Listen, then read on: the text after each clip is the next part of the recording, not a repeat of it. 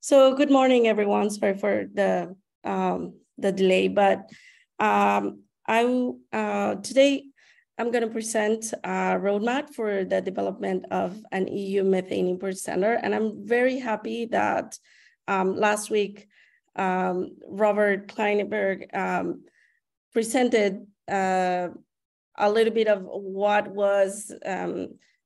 is the methane regulation.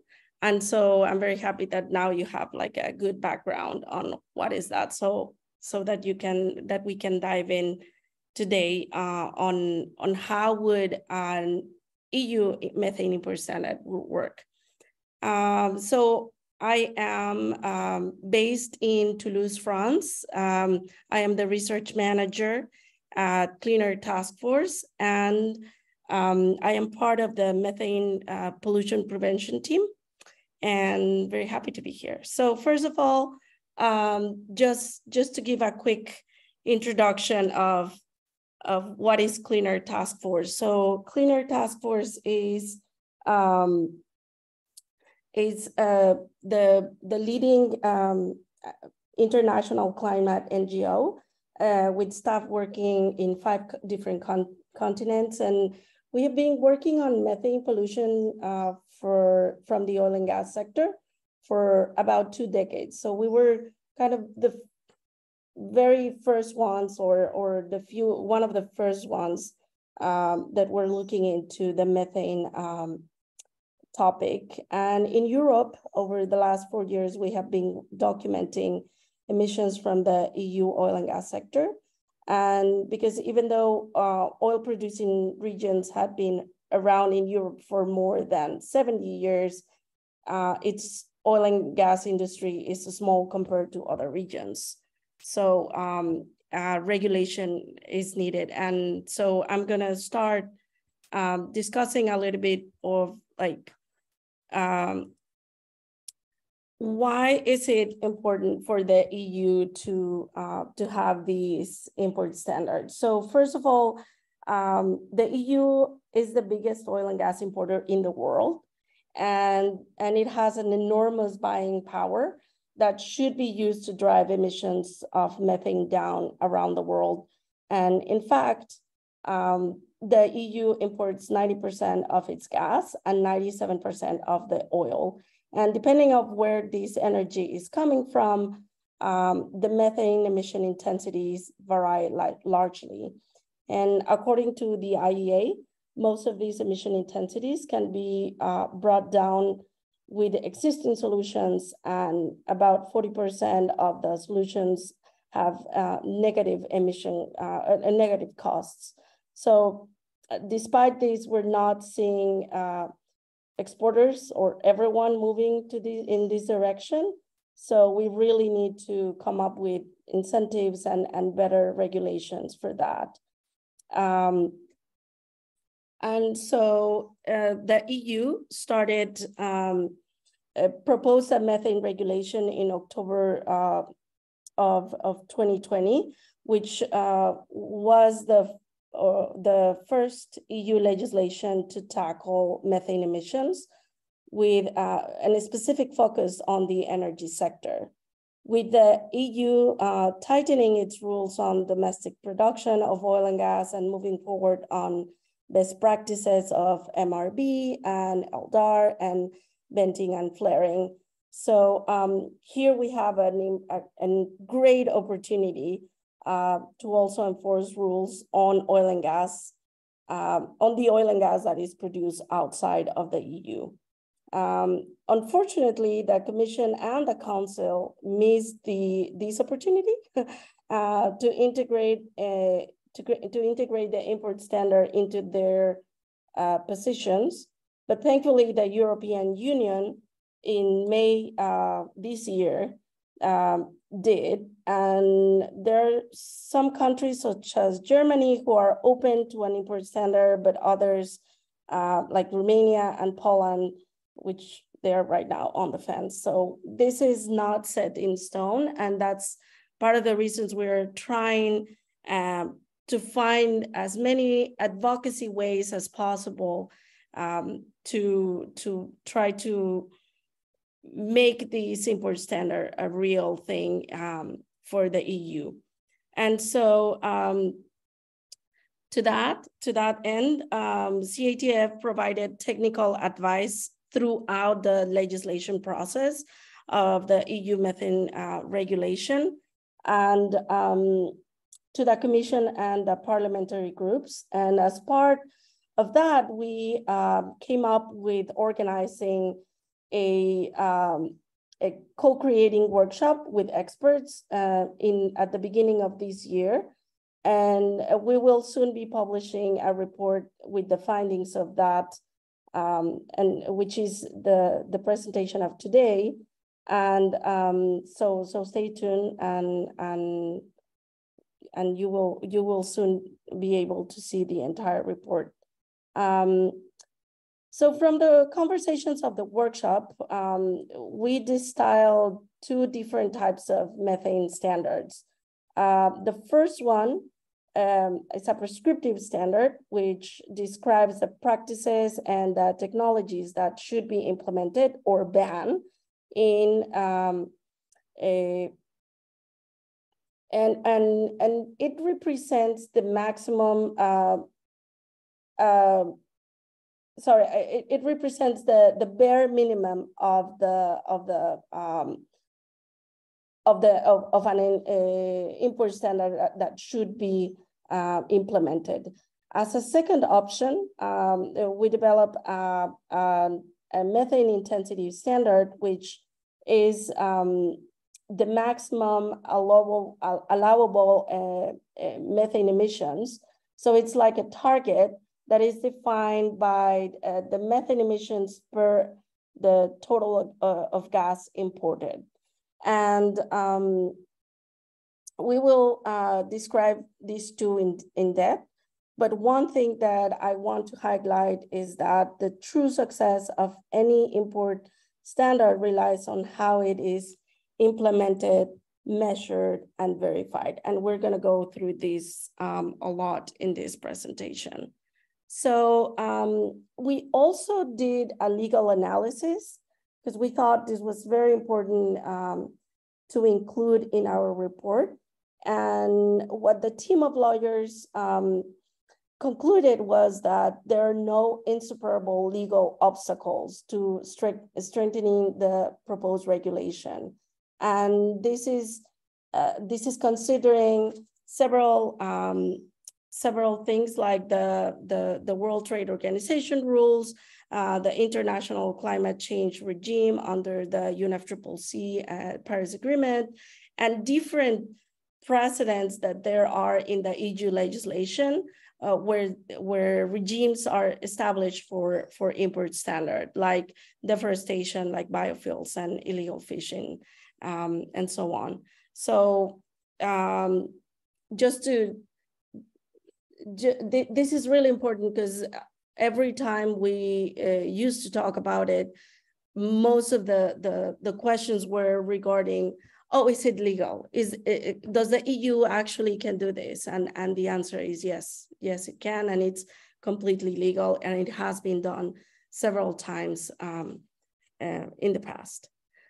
So the first one that I'm gonna describe is the prescriptive standard. And this applies, the good thing about this standard is that it applies to both the oil and the gas imports. And it represents the bare minimum in terms of ambition because it only states the requirements for monitoring, reporting, and verification, what we usually call MRV, and then the leak detection and repair programs, which is the LDAR, and it imposes some limitations on venting and flaring. And all of these need to be, in order to be legal, they need to be reflected as well in the local regulation. So also there are obligations attached to the all the obligations that are expressed had to be attached to the importer over which the EU has total jurisdiction. So So how do we enforce with these prescriptive standard? Well, the way we thought about it was through an equivalence principle. And so exporting countries would be able to demonstrate that they have prescriptive requirements in place that lead to similar methane emission intensity that as the ones that are set by the EU. And these could also have a possibility to extend it to companies. So even if the countries they operate in do not have like the country equivalency, they can still apply for an equivalency as an company level. And the EU should develop a procedure to handle these applications from the exporting entities, both the country level and the company level, and they should set predefined criteria to assess the equivalency. And just to give an example of how would these work, let's say you have Nigeria that doesn't have as a country an equivalency, but you have the company X that is able to demonstrate that they have put in practice all the prescriptive requirements set in the regulations, so they will be able to not pay a fee. And I'm going to explain the fee later. So the way to enforce these prescriptive standard is through the incentive mechanism, and it's this fee that the importers will have to pay if the gas that they are importing exceeds the target, the established target, and for that it would be really important to set up verifying bodies and third-party verifiers to check and make sure that companies and countries are actually doing what they say they are doing. And these verifying countries and third-party verifiers will help inform the member state authorities in the and the European Commission to assess the compliance. So just to recap on this prescriptive standard, it is essential to extend the domestic legal framework to also cover the exports, because right now everything is in the air, and we don't have the assurance that after the trilogues, the import standard will be accepted. So in order to enforce it, we need to set up, if this prescriptive standard is set, we need to make sure that there are verifying bodies and that these third-party verifiers will help ensure people follow the rules. And we need the European Commission also to create methodologies for assessing equivalency. And we need to improve the standard as methane abatement measures improve as well. So this can be something iterative and getting better and better over time. As a second option, and we thought maybe the prescriptive standard can be in place for the first 3 years, and then afterwards the EU can impose this intensity standard, which is the maximum level of acceptable emission intensity, meaning that the fossil gas that do not have does not meet the intensity target would have to pay a fee. And this intensity standard is defined by the total emissions of methane divided by the gas imported. And it should be said, though, that our report doesn't cover oil imports. So a comprehensive intensity standard should be developed also for oil, but it includes other assumptions. So there has to be an extra work in there, and we need to make sure that everything is detailed and transparent, and there are verification procedures established for that. So for the intensity standard, again, the key strategic activities are the measurement, the verification, and verification, and those are a way for enforcing it. And from a calculation standpoint, default emission factors can also be used as an enforcement mechanism when no information is received, or if the submitted data does not meet the verification standard. Under such cases, the default emission factors should be applied. And as in the prescriptive standard, it should be noted that obligations of reporting emission intensities should be the responsibility of the importer, over which the EU has jurisdiction. And the importers would be required to provide evidence that the methane intensity for the imported gas is not above the intensity target. And what happens if the emission intensity is above the target? So any emission intensity that is reported by the exporters and it's above the target, the importer would be subject to a fixed fee per ton of methane above the set target. And this is an incentive mechanism that would only apply for the exceeding emissions. And one example for those would be, could look like similar to what the RIA in the US is thinking about the methane fee. And this would be a fee per ton of methane above the target. And finally, what would be done with all that money that is gathered?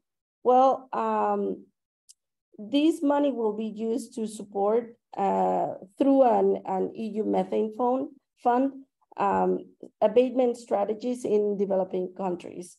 So it's important when establishing a methane a methane standard to consider how the revenues collected are allocated and redistributed, because existing adjustment mechanisms such as the CBAM have faced a lot of criticism for require lower income countries to pay to mitigate emissions that are the EU responsibility for creating. And so this can be beneficial to lower income countries because even though mitigation measures that are relatively inexpensive on a cost, it can be very burdensome to some of them, especially the countries that are facing economic crisis. So these concerns should be addressed by ensuring that the revenues of the methane standard are used to fund the methane abatement projects around the world. And so to wrap up or recap, again, the intensity standard is setting the target of a maximum level of emission intensity and is setting this standard. It is based on the prescriptive standard, but it requires a few more steps. So the first step, extra step, would be that it has to be done a benchmarking exercise to assign the default emission factors that could be used by country or by segment of the value chain. And then we need a separated target for oil. And as mentioned before, the benefit of the prescriptive standard is that it applies to oil and gas, but it's really just the bare minimum. So we need actually in the EU something that is more comprehensive, and that includes oil imports. And then we need also clear procedures for verifying methane intensity. And the verification process is absolutely key, and we'll need to create a robust group of third-party verifiers. And lastly, it is essential that the EU implement its own methane intensity target to make these compliant to with the WTO rules. And so finally, and as a bonus, here's an interesting analysis that was made by the Peterson Institute of International Economics. And this shows scenarios for an US-EU border adjustment with a 15 and considering 15, 5% and 0% supply reduction, and also an scenario that completely is under, has an emission intensity under 0.2%. And the important thing that they show is that for all cases, the impact on the price, the impact on the natural gas removed from the market is zero or close to zero. And so this is just to show that these measures are economically feasible and would not represent a threat to neither the customers nor the energy security of the EU. And this is also really important because in our conversation, this is another part that everyone is worried about, more so because we had in the EU had this threat on energy security, and so this is something that it's high in the agendas of the Parliament and the Council and everyone here. So with this, I thank you for your attention, and if you have any questions, please make them. Thank you.